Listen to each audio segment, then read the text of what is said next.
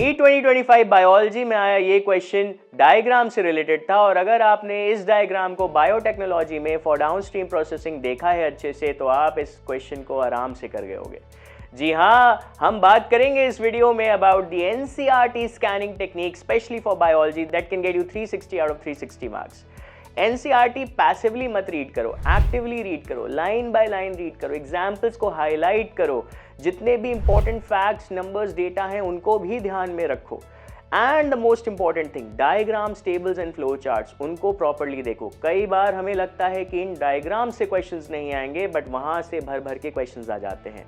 जैसे मैंने आपको वीडियो के शुरू में एक एग्जाम्पल दिया, वैसे बहुत सारे questions in last 10 to 12 years में नीट के एग्जाम में बन चुके हैं। तो एग्जाम्पल्स को ध्यान से याद रखना है, डायग्राम की लेबलिंग पे बहुत ध्यान रखिएगा। कई ऐसे फैक्ट्स और एग्जाम्पल्स होते हैं जो कि थ्योरी में ना मेंशन होकर के डायग्राम की लेबलिंग में मेंशन होते हैं और नीट के एग्जाम में ये फेवरेट स्पॉट होता है जहां से वो क्वेश्चंस पिक कर सकते हैं।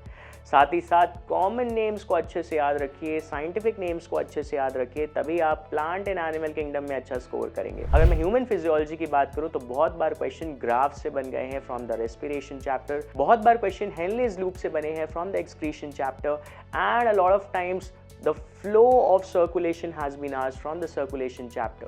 तो इन पे भी ध्यान दीजिएगा। इसके अलावा आपको क्या करना है, इसके अलावा आपको 12th में पेडिग्री एनालिसिस पे ध्यान देना है। वहाँ पे वो जो फ्लो चार्ट बना है, सिर्फ फ्लो चार्ट बना के छोड़ दिया, उसको अच्छे से एक्सप्लेन नहीं किया और उसके बेसिस पे डिफरेंट जनरेशन के बेसिस पे क्वेश्चन बन सकते हैं। तो उसको भी डिकोड करने के लिए आपको डायग्राम को अच्छे से गो थ्रू करना पड़ेगा।